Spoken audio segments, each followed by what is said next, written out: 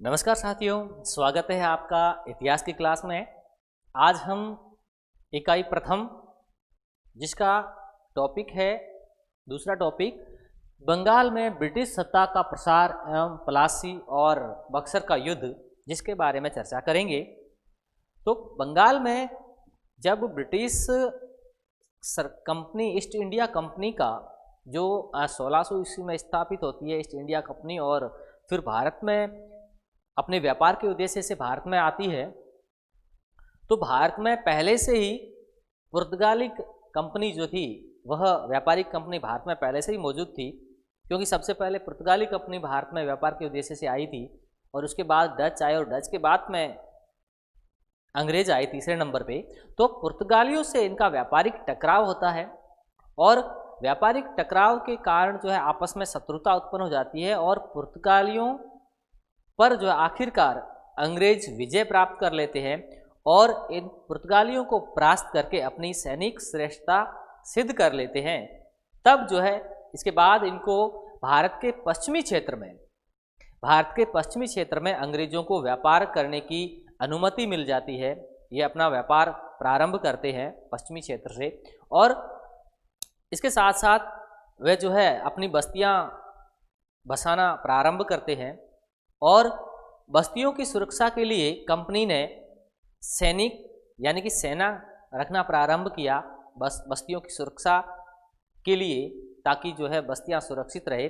तो इन्होंने जो है सैनिक रखना प्रारंभ किया और इस तरह से जो है इन्होंने एक तरह से कंपनी की सेना को तैयार कर दिया, कंपनी की सेना का संगठन तैयार कर दिया। और सबसे पहले अंग्रेजों ने जो है सूरत को, सबसे पहले व्यापार की शुरुआत जो है वह सूरत जो था, सूरत में सबसे पहले इन्होंने जो है अपना व्यापारिक केंद्र सूरत को बनाया और यहाँ से जो है इन्होंने अंग्रेजों ने अपना व्यापार करना प्रारंभ किया। तो सबसे पहले व्यापारिक केंद्र के रूप में देखें तो इन्होंने सूरत से प्रारंभ किया और सूरत को जो है व्यापारिक केंद्र बनाया। इसके बाद दक्षिण भारत में 1639 ईस्वी में, दक्षिण भारत के में 1639 ईस्वी में जो वहाँ का वाडीवास वंश का राजा था, हिंदू राजा, उससे जो है इनको मद्रास का क्षेत्र प्राप्त होता है और मद्रास का क्षेत्र अंग्रेजों को जब प्राप्त हुआ 1639 ईस्वी में, तो इन्होंने जो है यहाँ पर एक किले का निर्माण करवाया, मद्रास में किले का निर्माण करवाया जिसे सेंट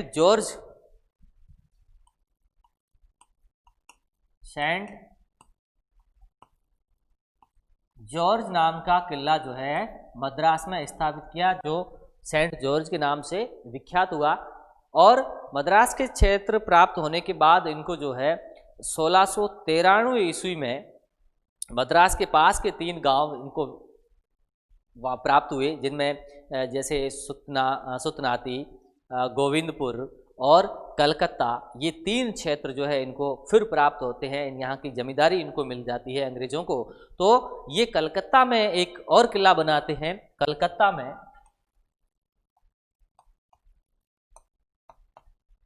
जब इनको इन 3 क्षेत्रों की सूबेदारी या जमींदारी प्राप्त होती है, तो जो है यहाँ कलकत्ता में जो एक किले का निर्माण करते हैं जिसे फोर्ट विलियम कहा गया, जो फोर्ट विलियम के नाम से प्रसिद्ध हुआ। तो इन्होंने जो है यही किला जो है कलकत्ता में बनाया, जो फोर्ट विलियम के नाम से काफ़ी प्रसिद्ध रहा। तो इस प्रकार इन्होंने धीरे धीरे अंग्रेजों ने जो है किलाबंदी करना भी प्रारंभ कर दिया व्यापार के साथ साथ, और सैनिकों की व्यवस्था तो उन्होंने पहले से ही जो बस्तियां बसाई, उसके साथ साथ उन्होंने सैनिकों का गठन भी किया, सेना का भी गठन प्रारंभ कर दिया। अब इसके पास इस तरह से जो है धीरे धीरे अंग्रेजों के पास सेना भी हो गई और किले भी हो गए। तो इसके साथ साथ उन्होंने जो है दूसरी, जो कर्नाटक का द्वितीय युद्ध होता है, तो कर्नाटक के द्वितीय युद्ध के बाद ईस्ट इंडिया कंपनी को तंजौर के राजा से, जो तंजौर का शासक था, उससे देवी कोटाई और उसके निकट का आसपास का क्षेत्र जो था, जहां का राजस्व आय लगभग 30,000 रुपये वार्षिक आय का क्षेत्र था, वह भी अंग्रेजों को प्राप्त हो जाता है, वह क्षेत्र अंग्रेजों को प्राप्त होता है। और इस प्रकार अब कंपनी के पास बहुत बड़ा भूभाग क्षेत्र भी इसके पास आ गया और ये बड़े क्षेत्र की जो है कंपनी जमींदार बन गई। इस समय बंगाल की स्थिति कैसी थी? तो बंगाल की स्थिति की बात करें, ताकि क्योंकि जो है फिर बंगाल में जो है वह कंपनी का प्रसार होता है और किस तरह से बंगाल पर अधिकार कर लिया जाता है। तो बंगाल की स्थिति क्या थी उस समय? बंगाल की स्थिति की बात करें तो जब औरंगजेब शासक थे तो औरंगजेब के शासन काल के दौरान जो है बंगाल, बिहार और उड़ीसा तीन जो है स्वतंत्र या पृथक पृथक सूबे थे, ये तीन, बंगाल, बिहार और उड़ीसा। और यहाँ पर जो है औरंगजेब ने 1705 ईस्वी में मुर्शीद कुली जफर खां को यहाँ का सूबेदार नियुक्त किया था। इनका सूबेदार नियुक्त किया गया, बंगाल का सूबेदार नियुक्त किया गया। और उसके बाद जो है बंगाल और बिहार का तो सूबेदार नियुक्त किया ही 1705 ईस्वी में, इसके साथ साथ कुछ समय बाद जो है जो उड़ीसा की सूबेदारी भी इसके अधीन में दे दी, इसके नियंत्रण में दे दी। तो इस प्रकार मुर्शीद कुली जफर खां जो है तीन सूबों का यानी बंगाल, बिहार और उड़ीसा, इन तीनों का जो है वो सूबेदार बन बैठा। और जब औरंगजेब की मृत्यु हो जाती है तो वह जो है एक स्वतंत्र शासक के रूप में कार्य करने लगा, क्योंकि उसके बाद जो बहादुर शाह प्रथम शासक बनते हैं तो बंगाल और बिहार, उड़ीसा पर वास्तविक नियंत्रण नहीं रख पाते हैं, तो उनका नाम मात्र का नियंत्रण होता है। तो इस स्थिति का फायदा उठाकर जो है मुर्शीद कुली जफर खां जो है वह स्वतंत्र शासक के रूप में कार्य करने लग जाते हैं। और उसके बाद 1727 ईस्वी में मुर्शीद जफर कुली खां की मृत्यु हो जाती है और उसकी मृत्यु के बाद उसका दामाद और भतीजा, क्योंकि वह भतीजा भी था और दामाद भी था, सुजाउद्दौला वहाँ का बंगाल का नवाब बनता है। और इसके साथ साथ वह बिहार पर भी अधिकार कर लेता है, जबरदस्ती बिहार पर भी अधिकार कर लेता है। और इस प्रकार वह तीन समृद्ध सूबे बंगाल, बिहार और उड़ीसा वह इस सुजाउद्दौला के नियंत्रण में आ जाते हैं। और इसके बाद जो है 1739 ईस्वी में उसकी मृत्यु हो जाती है। तो उसकी मृत्यु के बाद उसका पुत्र सरफराज खां उसका उत्तराधिकारी बनता है। लेकिन ये सरफराज जो था वह बड़ा ही अयोग्य शासक था, निर्बल था, और उसकी अयोग्यता और निर्बलता का फायदा जो है उस समय बिहार का जो नायब सूबेदार था वह था अली वर्दी खां। तो इस सरफराज की कमजोरी का फायदा उठाकर अली वर्दी खां जो बिहार का नायब सूबेदार था वह बिहार उस पर आक्रमण करता है, सरफराज खां पर आक्रमण करता है और उसे पराजित कर देता है और वह उस सूबे पर अधिकार कर लेता है। अली वर्दी खां उस पर अधिकार कर लेता है, क्योंकि अली वर्दी खां जो था वह बड़ा ही महत्वाकांक्षी था। वह अनपढ़ था, लेकिन अनपढ़ के साथ साथ बड़ा ही महत्वाकांक्षी था और योग्य था, तो वह उस पर अधिकार कर लेता है। और अप्रैल 1740 ईस्वी में आक्रमण करके युद्ध में वह सरफराज पराजित होता है और मारा जाता है और इस प्रकार उस पर अधिकार कर लिया जाता है। तीनों सूबों पर, बंगाल, बिहार और उड़ीसा पर इनका अधिकार हो जाता है अली वर्दी खां का और उनका सूबेदार बन बैठता है। और जो उस समय तत्कालीन मुगल सम्राट था मोहम्मद शाह रंगीला, वह भी एक तरह के कायर शासक था या निर्बल शासक था। तो वह अच्छी तरह जानता था कि मैं बंगाल, बिहार, उड़ीसा पर जो है नियंत्रण नहीं रख पाऊंगा और उस पर उसके अधिकार को चुनौती नहीं दे पाऊंगा, तो जो है वो उसके अधिकार को, अली वर्दी खां के अधिकार को मान्यता दे देता है। और इस प्रकार बंगाल, बिहार और उड़ीसा का स्वतंत्र शासक जो है अली वर्दी खां बन बैठता है।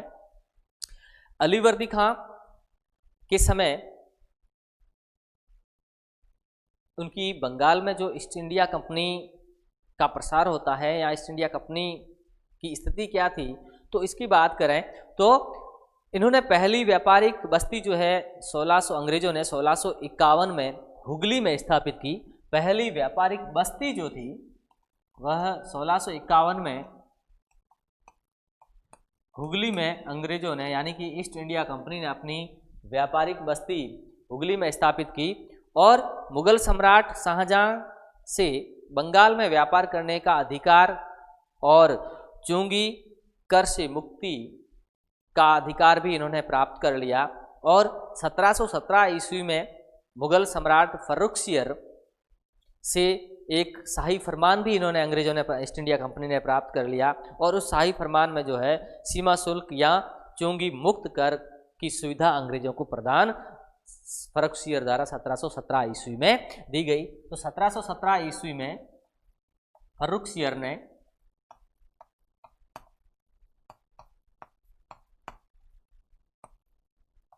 ने एक शाही फरमान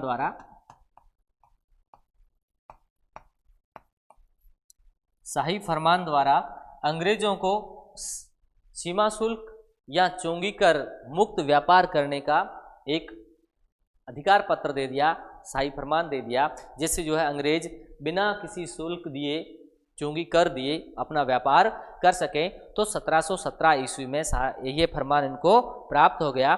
और इसके साथ साथ जो है उन्होंने बंगाल के स्वतंत्र शासक से भी काफ़ी सुविधाएं प्राप्त की और शासक से सुविधा प्राप्त करने का प्रयास किया।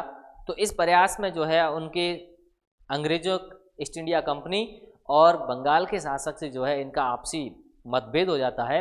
और इसके अलावा जो कलकत्ता के आसपास का क्षेत्र था उस पर भी इनका विवाद हो जाता है। इस विवाद के अलावा बात करें अलीवर्दी खां का शासनकाल कि अलीवर्दी खां ने जो है कि जो सरफराज को पराजित करके बंगाल, बिहार और उड़ीसा पर जो है अधिकार कर लिया था। तो अलीवर्दी खां के शासनकाल की बात करें तो यह एक नाम मात्र का मुगल का सूबेदार था या मुगल सम्राट का सूबेदार था। वास्तविक रूप से देखें तो अलीवर्दी खां जो है बंगाल, बिहार, उड़ीसा का एक वास्तविक शासक बन बैठा था, स्वतंत्र शासक बन बैठा था और व्यवहारिक रूप से वह स्वतंत्र था। 1740 ईस्वी से 1756 ईस्वी तक जो है नवाब अलीवर्दी खां ने शासन किया बंगाल पर। और इसका मराठों से कई बार संघर्ष हुआ क्योंकि मराठे जो है उस समय एक शक्ति के रूप में उभर रहे थे। तो मराठों से बार बार इनका संघर्ष होता रहा, मराठे इन पर बार बार आक्रमण करते रहे और बंगाल की आर्थिक स्थिति को चोट पहुंचाते रहे, जिससे बंगाल की आर्थिक स्थिति जो है मराठों के बार बार आक्रमण करने से जो है कमज़ोर होती गई। तो इस मराठों के आक्रमण से परेशान होकर अलीवर्दी खां ने जो है 1751 में मराठों से समझौता कर लिया। 1751 में मराठों से एक संधि कर ली, एक समझौता कर लिया और उड़ीसा का जो क्षेत्र था उसका अधिकांश भाग जो है मराठों को संधि के अनुरूप दे दिया, जिसकी आय जो है 12 लाख प्रतिवर्ष आय होती थी, वह क्षेत्र इनको दे दिया। और इसके साथ साथ जो 12 लाख आय का क्षेत्र था उससे चौथ वसूली का अधिकार भी मराठों को दे दिया गया।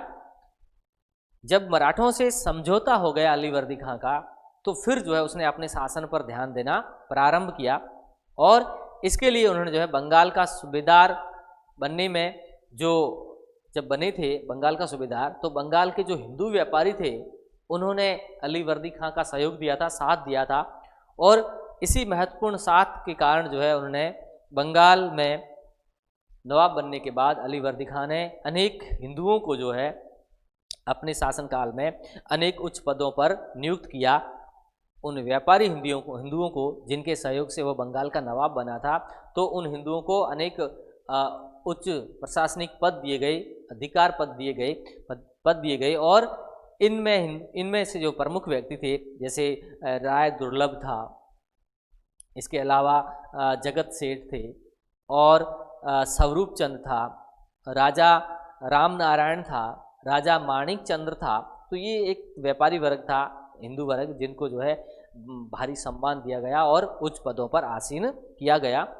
इसके बाद बंगाल का अधिकांश व्यापार जो था वह हिंदू व्यापारियों के हाथ में था और यूरोपीय व्यापारियों के संपर्क में आने के बाद जो हिंदू व्यापारी थे उनका कारोबार और बढ़ गया, क्योंकि अंग्रेजों से उन्होंने जो है मेल मिलाप बढ़ाना शुरू कर दिया, जिससे उनका व्यापार बढ़ने लगा और व्यापार के साथ साथ उनका मुनाफा भी बढ़ने लगा और इस प्रकार उनका व्यापार और मुनाफा दोनों ही बढ़ने लगा। और इस कारण बंगाल का जब नवाब जो था सिराजुद्दौला और ईस्ट इंडिया कंपनी के बीच संघर्ष प्रारंभ हुआ। क्यों?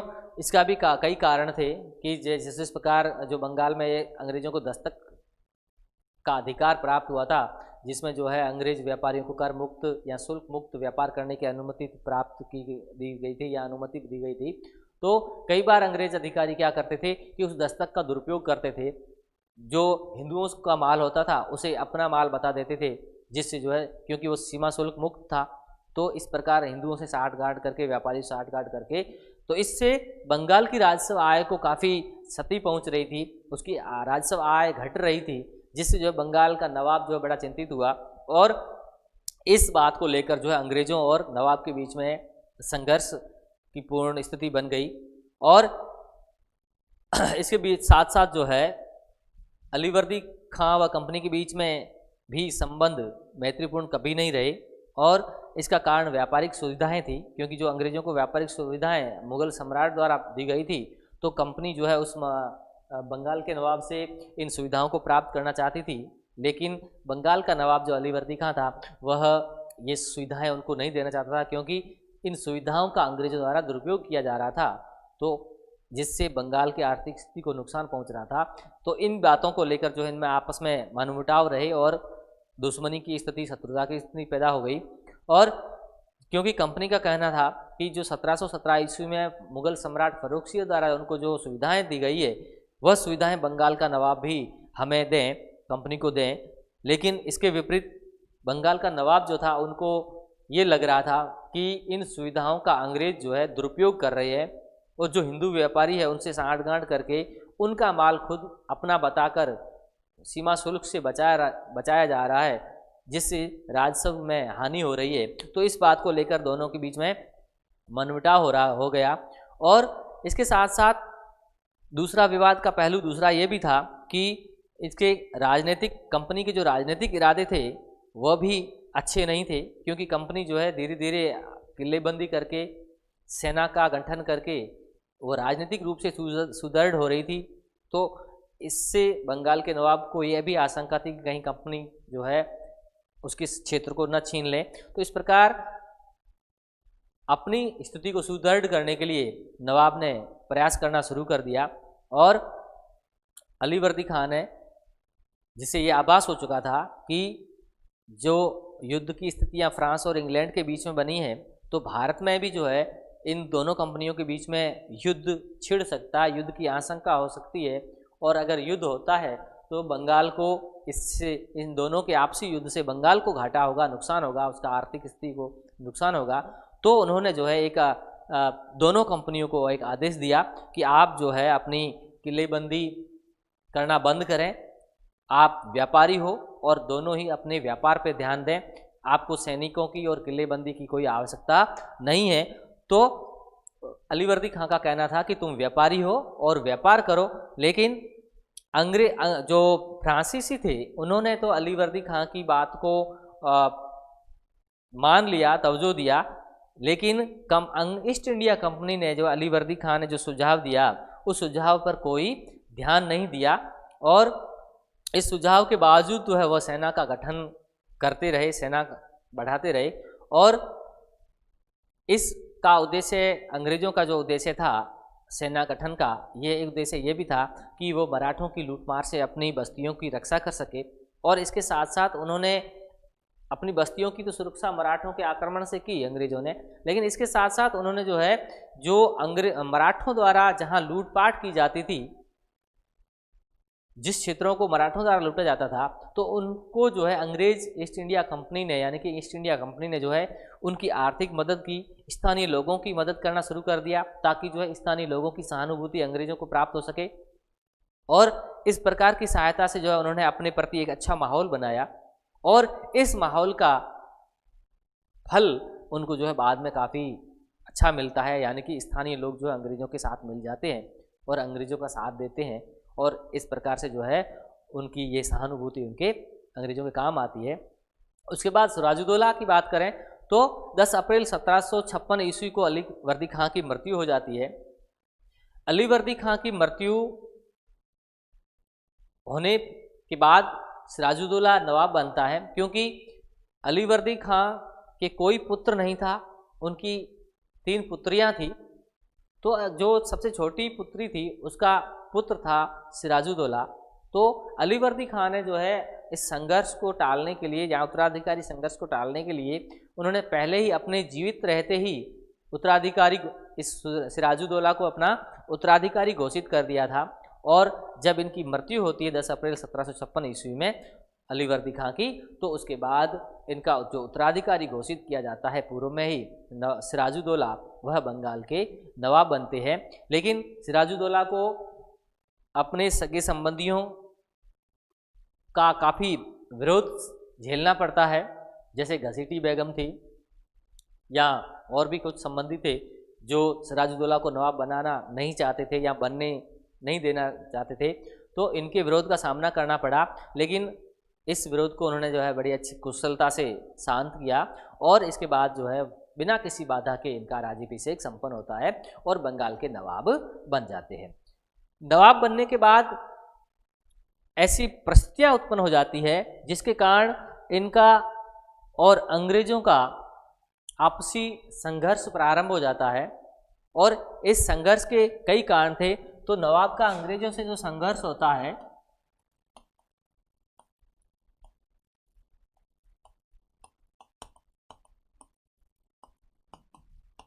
अंग्रेजों से संघर्ष, इस संघर्ष के कई कारण थे जिसके कारण जो है अंग्रेजों और नवाब सिराजुद्दौला के बीच में शत्रुता का भाव पैदा हो जाता है और इनके बीच में संबंध खराब हो जाता है और ऐसी युद्ध की परिस्थितियां बन जाती है। तो इसके कई कारण थे, जिनमें जैसे पहला कारण जो था वह था राजनीतिक कारण।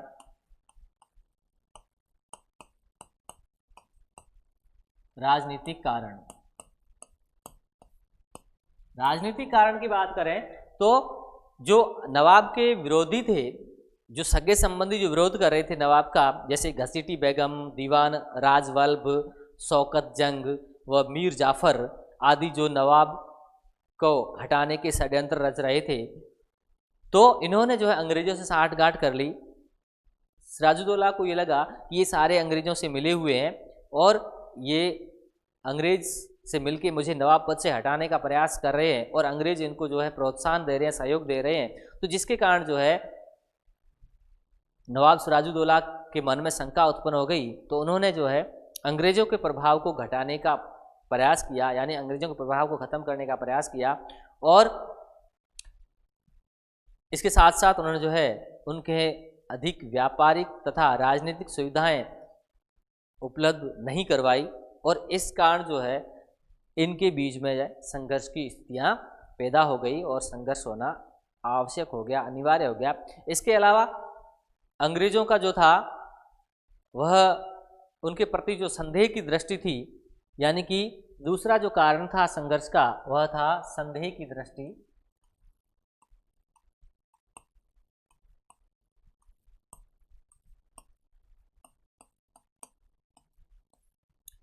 नवाब सिराजुद्दौला अंग्रेजों को शुरू से ही संदेह की दृष्टि से देखते थे, क्योंकि अलीवर्दी खां ने जो है इनको पूर्व पहले ही ये सचेत कर रखा था कि जो ये गोरे लोग हैं, जो अंग्रेज लोग हैं, इन पर आप पूर्ण तरह ध्यान दें क्योंकि ये बड़े चतुर और चालाक है।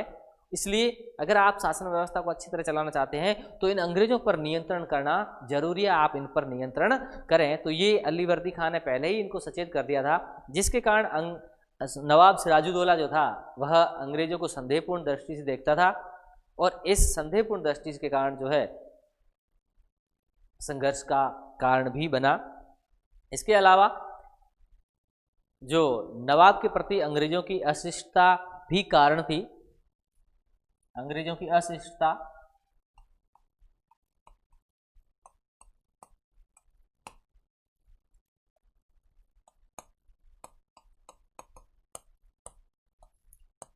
क्योंकि हमारे भारत में ये परंपरा थी कि जब भी कोई राजा या नवाब या कोई बनता है, राजा बनता है किसी राज्य का, तो उसके जो राज्य के अमीर है या प्रमुख अधिकारी है वह जो है उस राजा को भेंट मिलते हैं, मुलाकात करते हैं और भेंट सम्मान के रूप में उसको बहुमूल्य भेंट प्रदान की जाती है। लेकिन जब नवाब सिराजुद्दौला नवाब बने और अपना राज्याभिषेक करवाया तो इस राज्याभिषेक में अंग्रेज जानबूझकर अनुपस्थित रहे, न ही अंग्रेजों ने इनसे मुलाकात की और इसके अलावा किसी भी प्रकार की कोई बहुमूल्य भेंट भी नवाब के सम्मान के रूप में उन्होंने नहीं भेजी, तो इसके कारण भी नवाब का व्यवहार जो था अंग्रेजों के प्रति थोड़ा शत्रुतापूर्ण हो गया। इसके अलावा और भी ऐसे कई कारण थे कि जैसे जो है उन्होंने जब नवाब ने कासिम बाजार की फैक्ट्री, जो अंग्रेजों की फैक्ट्री थी, उसको देखने की इच्छा जाहिर की, तो अंग्रेजों ने स्पष्ट मना कर दिया, उसको फैक्ट्री नहीं दिखाई। इस प्रकार ये भी एक तरह से नवाब के प्रति अशिष्टता का व्यवहार था। और इसके अलावा जो है और भी कई ऐसे काम किए जैसे जिससे जो है नवाब के सम्मान को ठेस पहुंचा, और इस ठेस के कारण जो है नवाब का अंग्रेजों के प्रति व्यवहार शत्रुतापूर्ण हो गया। और इसके अलावा व्यापारिक झगड़ा भी था। चौथा कारण जो संघर्ष का कारण था वह था व्यापारिक झगड़ा।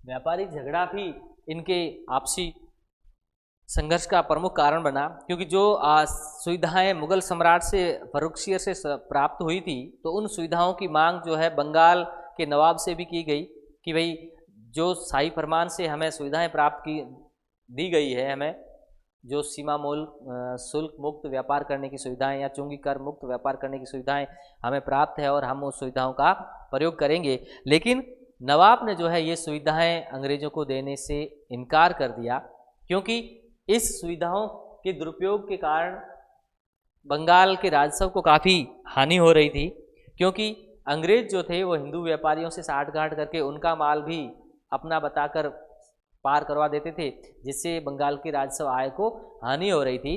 तो इस चुंगी मुक्त कर या एक विशेष अधिकार दिया गया था, दस्तक प्रथा जिसे कहते थे, यानी कि फ्री पास, तो उसका भी अंग्रेजों ने दुरुपयोग करना शुरू कर दिया, तो जिससे जो है इनका आपसी जो बंगाल का व्यापारी वर्ग था उसको और राजस्व को जो है काफ़ी हानि होने लगी, जिससे जो है नवाब के प्रति जो है अंग्रेजों के आपसी संबंधों में खटास पैदा हो गई। इसके अलावा पांचवा कारण था नवाब के शत्रुओं को संरक्षण।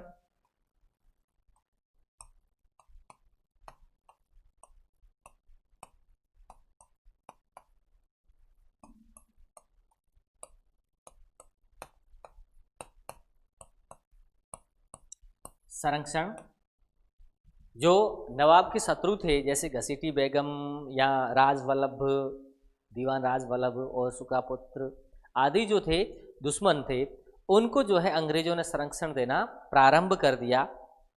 जब राजवल्लभ पर आक्रमण किया नवाब ने, तो उससे आक्रमण से बचने के लिए राजवल्लभ ने अपने पुत्र को जो है सारी संपत्ति अपने पुत्र के पास भेज दी।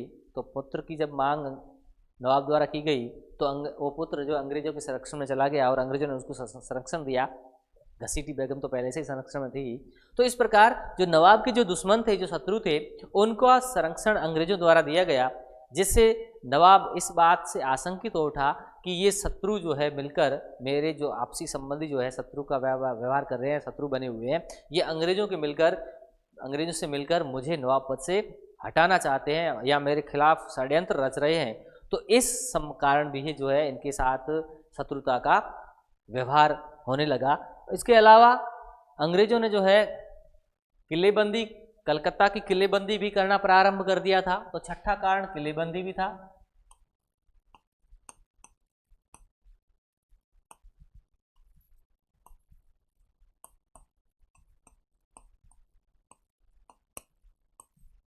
कलकत्ता की किलेबंदी, जब फ्रांस और इंग्लैंड के मध्य युद्ध छिड़ने की आशंका हुई, तो जो है इस संभावना से नवाब ने, क्योंकि जब इंग्लैंड और फ्रांस में आपसी युद्ध होगा तो भारत में भी दोनों कंपनियों के बीच में युद्ध हो सकता है, ऐसी संभावना है।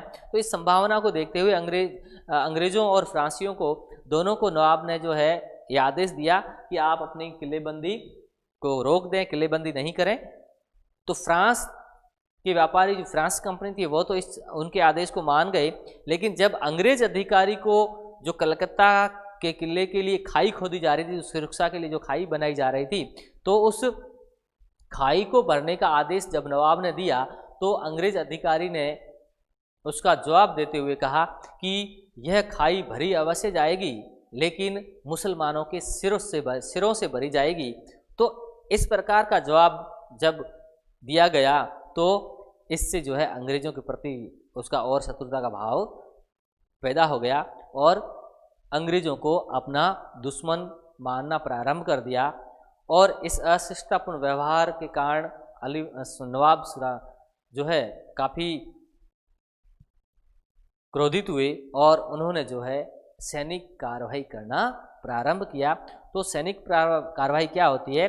सबसे पहले इसके बाद जब है उन्होंने सैनिक कार्रवाइयाँ की अंग्रेजों के विरुद्ध,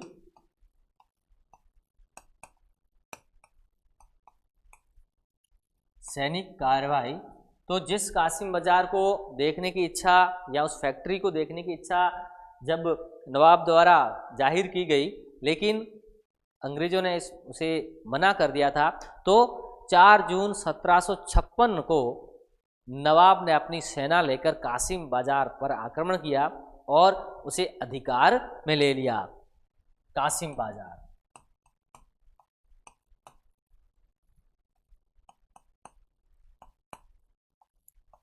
कासिम बाजार, इस पर नवाब ने आक्रमण किया और इस पर अधिकार कर लिया 4 जून 1756।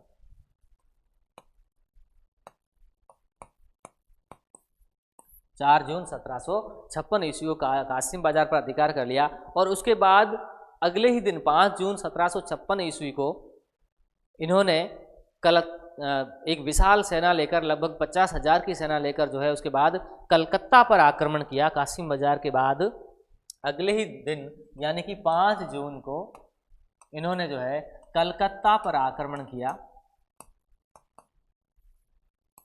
कलकत्ता पर आक्रमण किया और 15 जून को इन्होंने कलकत्ता में जो स्थापित फोर्ट विलियम किला था इस पर इन्होंने इसका घेरा डाला और यहाँ का जो गवर्नर था ड्रेक और इसके जो अधिकारी थे वह हुगली से जहाज़ों में बैठकर फुल्टा द्वीप चले जाते हैं। तो 15 जून को जो है यहाँ विलियम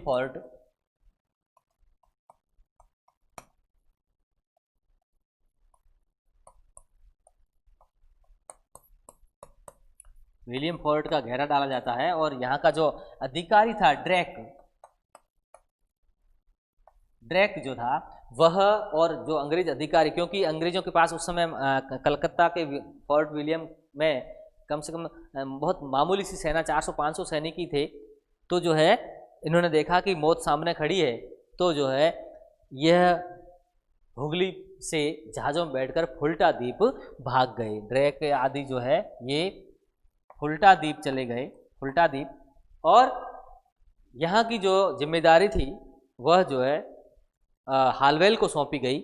इस किले की सुरक्षा का भार जो है हालवेल जो अधिकारी था,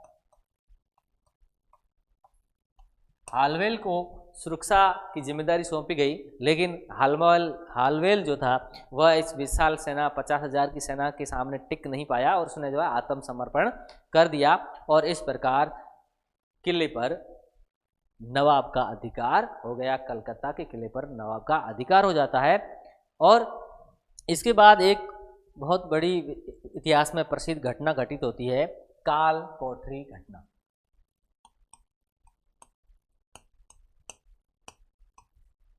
काल कोठरी घटना, जिसे अंग्रेजों ने ब्लैक हॉल की संज्ञा दी।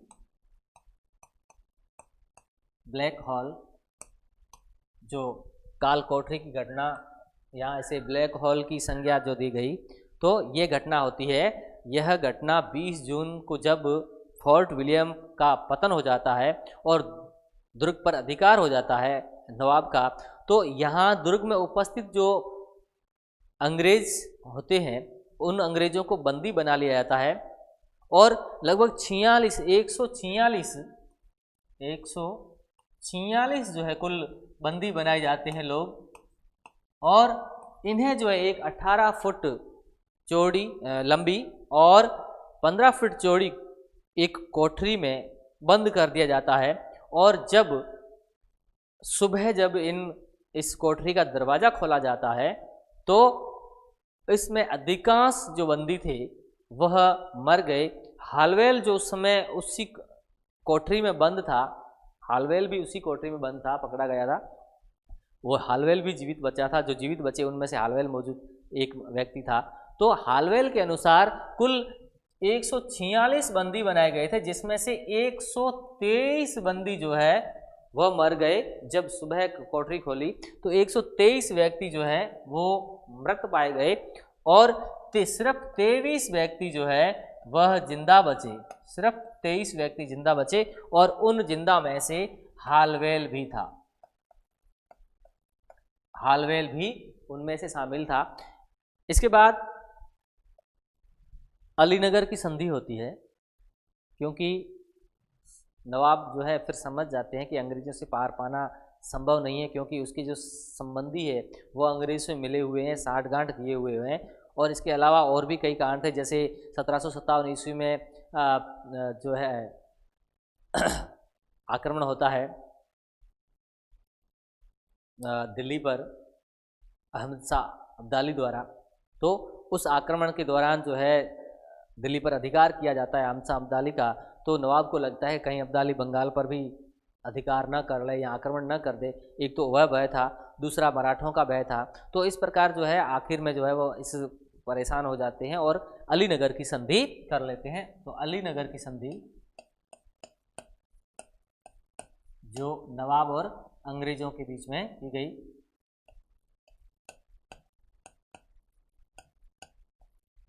अलीनगर की संधि जो नवाब और अंग्रेजों के बीच में हुई, यह होती है 1757 ईस्वी में। 1757 ईस्वी में नवाब और अंग्रेजों के बीच में अलीनगर की संधि हो जाती है, क्योंकि जब कासिम बाजार व कलकत्ता पराजय का समाचार जब मद्रास काउंसिल को होता है, तो मद्रास काउंसिल के अधिकारी जो है बड़े क्रोधित हो जाते हैं और वो जो है क्लाइव के नेतृत्व में एक शक्तिशाली सेना नवाब पर आक्रमण करने के लिए भेजते हैं। और इसकी जो क्लाइव की मदद के लिए जो है जल सेना नायक जो वाटसन को भी उनके साथ में मदद के लिए भेजा जाता है। तो उसके साथ साथ मद्रास काउंसिल क्लाइव को यह आदेश भी देती है कि जहाँ तक हो सके, जितना हो सके बंगाल में इस नवाब को यहाँ से खदेड़ा जाए या इस नवाब को हटाया जाए। तो क्लाइव और वाटसन जो है विशाल सेना लेकर बंगाल की तरफ आते हैं और 17 सितंबर 1756 में यह सेना जो है, सितंबर 1756 में क्लाइव